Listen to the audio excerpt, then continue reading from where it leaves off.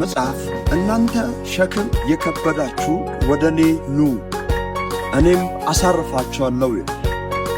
በተለያየ አጣብቁኝ ሁኔታ ውስጥ ቁጭ ብላችሁ የእግዚአብሔርን ቀን ለምትጠብቁ ማዕበል ወጀብ የበዛባችሁ ጌታ መቼ ነው የሚጎበኘኝ ብላችሁ በብዙ ክርክር ውስጥ ላላችሁ ለእናንተ መልእክት ልናገር መጥቻለሁ።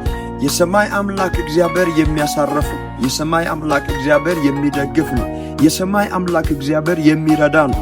በተጨነቃችሁበት ጉዳይ፣ ግራ በተጋባችሁበት ጉዳይ ዛሬ እግዚአብሔር አምላክ እንደገና ጣልቃ ገባለሁ ብሎኛል። አያችሁ፣ የተከበዳችሁ ጉዳይ፣ በተጨነቃችሁበት ጉዳይ፣ ግራ በተጋባችሁበት ጉዳይ የሰማይ አምላክ እግዚአብሔር እንደገና ጣልቃ ይገባል።